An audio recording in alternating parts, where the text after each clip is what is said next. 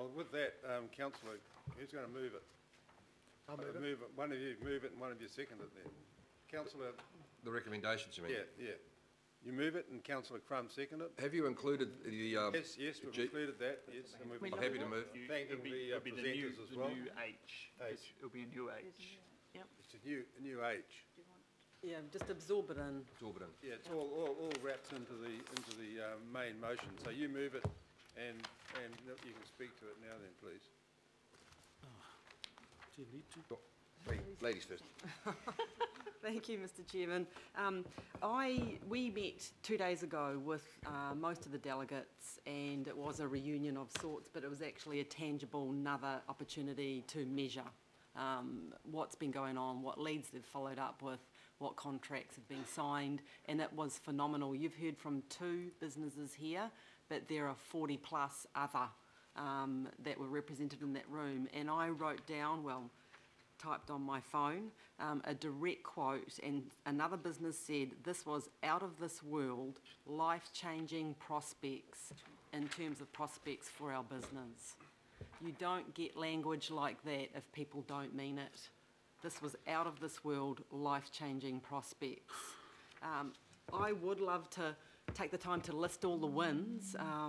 There is continuing work going on by all of us, the Mayor, Bill and I, everyone represented here, to follow on and follow up with leads. So the work has not come and gone, it's still going, and as I'll refer to in a little bit, it's certainly going to continue on towards May, when we have to present ourselves well as the host, the next host. I too would like to furnish my thanks for the team sitting up at the table here, for Michael and for John for coming out to speak eloquently of the wins that you have so far been privy to. Thank you for working hard on the ground there. That was very much a big discovery for me, how hard New Zealand businesses work when they're out there chasing clients, customers. We were a team. It was a New Zealand team on the ground out there, and something for which I enjoyed the camaraderie, but also the results that will come from that. Our role, I thought I'd just quickly touch on what I think our role is as governing body members. We should be providing platform for growth for this city. We can't, from our positions, make the growth ourselves, but we can provide the platform for it. And the word jobs, simple as it is, has been referenced a couple of times. That's exactly what it's about. And how do you get jobs here in Auckland? You get jobs because businesses are growing. How do businesses grow? They chase clients because they think they can sell to them. It's as simple as that. And Michael's already talked about new jobs in his business. There's going to be more and more and more examples of that. We've heard them already in terms of the reunion a couple of days ago. It's a pity we can't have them all sitting here talking about their outcomes. Our role too, as governors, is we don't often have the luxury of singular focus. We're across a lot of topics. Today's a classic example, disability sector roles to this now. But when we were over there in LA, there was a singular focus.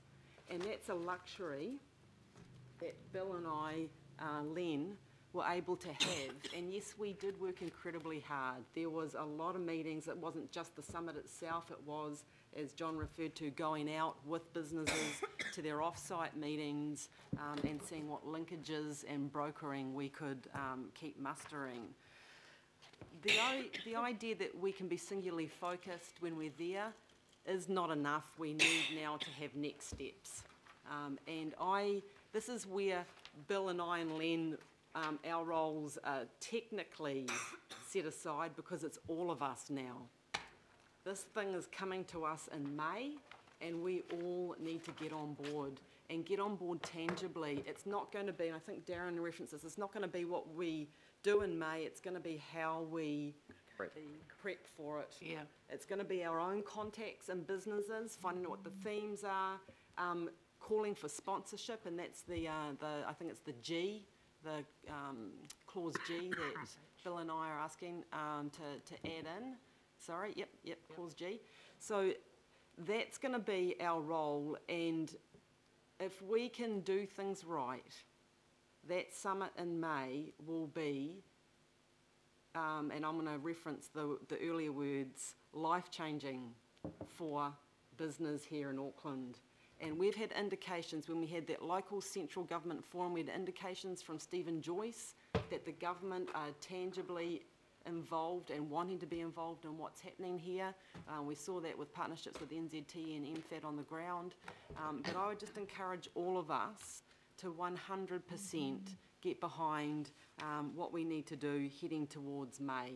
I was incredibly delighted and privileged to have been on this trip, and thank you to all those who afforded me that opportunity. Bill, Councillor. Thank you, Mr Chair. Thank you, team. And thank you to the guys who put their hand in their pocket to pay for their trip to LA to be part of this. You know, they took a gamble. They weren't sure, as has been referenced. But the education from that trip from all of us was outstanding. We have a massive opportunity as a council not to fund this whole tripartite arrangement, but we can be the catalyst for an enormous uplift in our economy of Auckland and also New Zealand. In this winter of our discontent, with dairy prices announced yesterday at a 6-year low, which is our biggest export earner, isn't it great to hear from two men with some positive outcomes? Wasn't it great on Tuesday night to hear from those 42, 43 delegates? There was only two or three missing who were still overseas doing the business. Every person had a positive story. Every person had a positive outcome. Some of them are substantial, but unfortunately are still confidential because of the agreements they have signed. Some of the education I gained from that trip was just how good we are as Kiwis, how nimble, how fleet of foot, especially at the IT, especially at the digital, and that purpose-built techno stuff. Now, frankly, I don't really understand, but these guys do, and they deliver it, and deliver it really, really well. So this is Auckland's opportunity to showcase us and to showcase New Zealand next May. And it's great that the government is coming on board. And it's great that we can all be participants and leaders for this city and the country next year. I had some scepticism about the sister city legacy arrangements, but this new sort of tripartite agreements where the results are tangible and the results are measured and the results are transparent. And we partner with business and partner for growth. Thanks, Mr Chair. Thank you.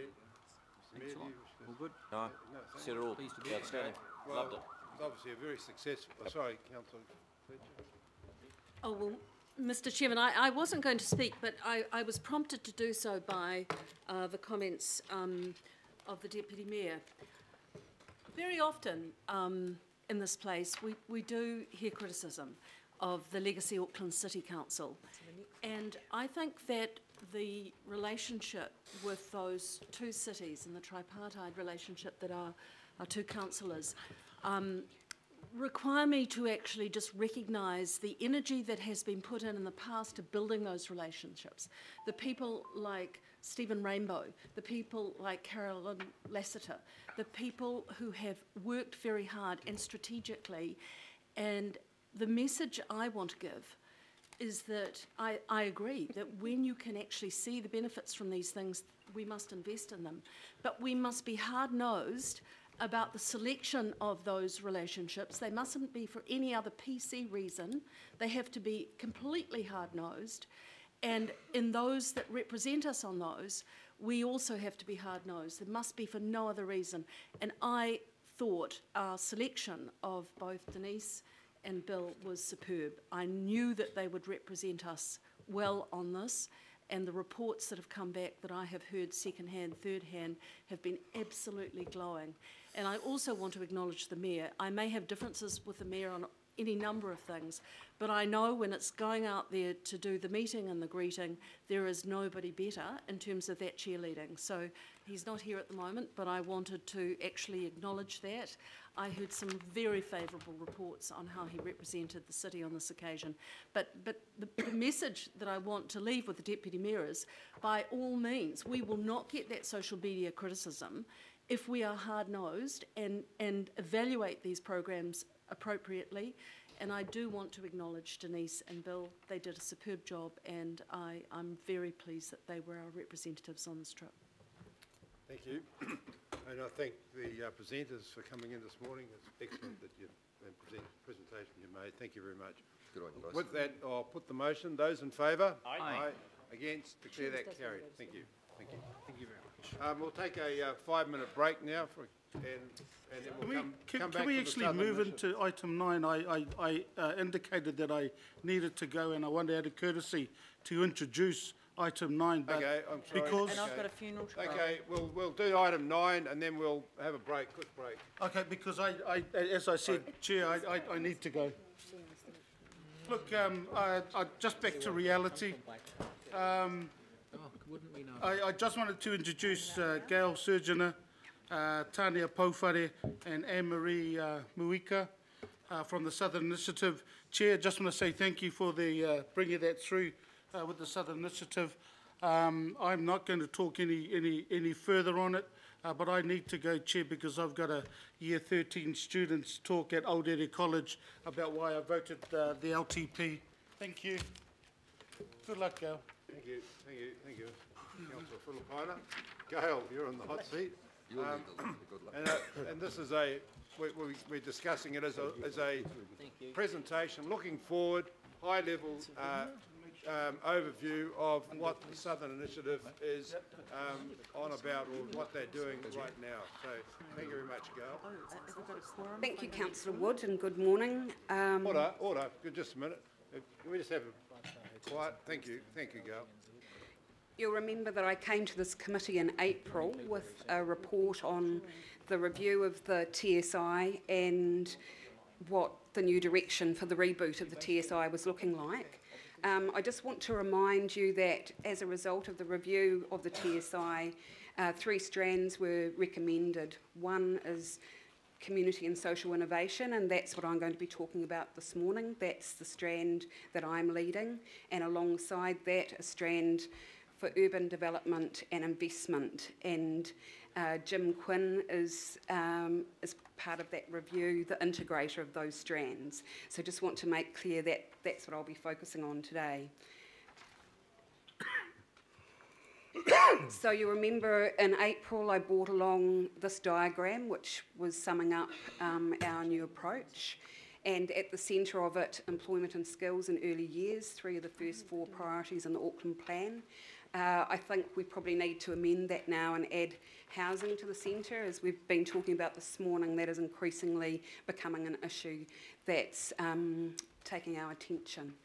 So this morning I'm going to cover those 3 spaces in the middle and give you a short update on highlights. I know that we should make this a snappy presentation because things are probably running very, very late.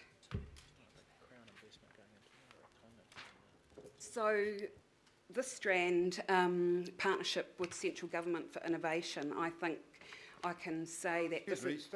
Councillor Brewer and Councillor Fletcher, we're picking up on the microphones, unfortunately. Everything you say. Yeah, the red light comes on when you're talking on your microphone, so be careful. Sorry about that. It's no secret. Okay. Partnership with central government for innovation is one of the really important strands for the Southern Initiative. The co-design lab is co-located in Manukau with us, as I mentioned last time. That the co-design lab has really got into its stride now, and co-locating with us has meant that the efforts of the co-design lab are focused geographically on South Auckland, and also what's happened as a result of that co-location is the challenges that they're focused on are absolutely aligned with the TSI priorities. So early years employment and skills are the challenge areas for the co-design lab. On Monday in Otara, there's a lab challenge kicking off about driver's licences that we know are a big barrier to employment and skills, and also MB have just indicated that they're very keen to work with us in the Co-Design Lab to look at what other barriers there are to employment, recognising that there are an abundance of jobs in South Auckland, but a lot of unemployed people as well. Our other areas of work with central government, the contracts we have for Healthy Families and the Māori and Pacific Trades Training Initiative, but also increasingly we're being approached by government agencies wanting to collaborate with us. I think the combination of the Co-Design Lab and the TSI is creating that attractor factor.